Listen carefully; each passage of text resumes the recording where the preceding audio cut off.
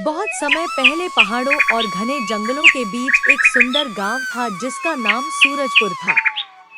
यह गांव प्रकृति की गोद में बसा हुआ था।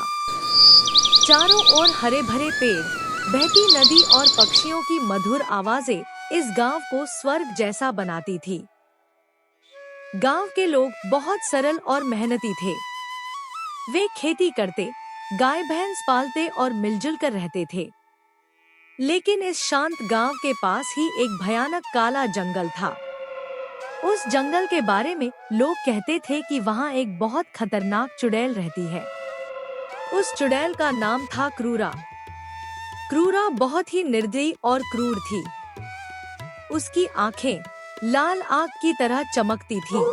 उसके बाल लंबे और बिखरे हुए थे और उसकी हंसी इतनी डरावनी थी कि सुनकर ही लोगों के दिल कांप उठते थे।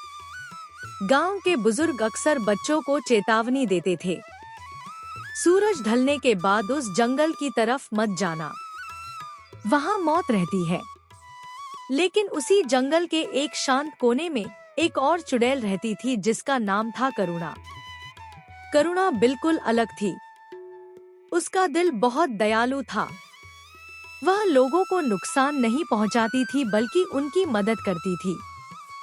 उसके पास जादुई जड़ी बूटियों का ज्ञान था। वह बीमारों को ठीक करती, रास्ता भटके लोगों को घर पहुंचाती और कई बार जंगली जानवरों से भी लोगों की रक्षा करती थी। लेकिन गांव के लोग इस बात को नहीं जानते थे कि जंगल में एक अच्छी चुड़ैल भी रहती है। डरावनी रात। एक दिन गांव का एक युवक मोहन जंगल में लकड़ी काटने गया। काम करते करते उसे समय का पता ही नहीं चला और शाम हो गई। धीरे धीरे अंधेरा छाने लगा। हवा ठंडी और तेज हो गई। पेड़ों की शाखाएं अजीब आवाजें करने लगी। मोहन को अचानक एहसास हुआ कि वह रास्ता भूल गया है। वह घबराकर इधर-उधर देखने लगा। तभी अचानक जंगल में एक डरावनी हंसी गूंज उठी। आखिर कोई मेरे जंगल में आ ही गया। मोहन ने डरते हुए पीछे देखा। सामने क्रूरा चुड़ैल खड़ी थी। उसकी आंखों में खून जैसी लाल चमक थी। क्रूरा बोली, कई दिनों से मुझे कोई शिकार नहीं मिला। आज तुम्हारी किस्मत खराब है। मोहन डर के मारे कांपने लगा। तभी अचानक तेज रोशनी चमकी। वहां करुणा चुड़ैल आ गई। उसने अपने जादुई डंडे से एक चमकदार घेरा बनाया और मोहन को अपने जादू से सुरक्षित कर लिया। क्रूरा गुस्से से चिल्लाई, तुम फिर आ गई करुणा। तुम हमेशा मेरे शिकार को क्यों बचाती हो? करुणा शांत स्वर में बोली, क्योंकि निर्दोष लोगों को मारना सबसे बड़ा पाप है। यह कहकर उसने मोहन को जादू से तुरंत गांव पहुंचा दिया। क्रूरा गुस्से से आग बबूला हो गई। क्रूरा की खतरनाक योजना। उस दिन के बाद क्रूरा ने ठान लिया कि वह करुणा से बदला लेकर रहेगी। एक रात वह गांव के पास आई और उसने गांव के कुएं में काला जादू डाल दिया। अगले दिन गांव में अजीब घटनाएं होने लगी। पूरा गांव डर और चिंता में डूब गया। गांव के बुजुर्गों ने कहा, यह किसी बुरी शक्ति का असर है। करुणा को जंगल के पक्षियों से यह खबर मिली। वह तुरंत गांव पहुंची। उसने अपने जादू से कुएं के पानी को देखा और समझ गई कि इसमें काला जादू मिला हुआ है।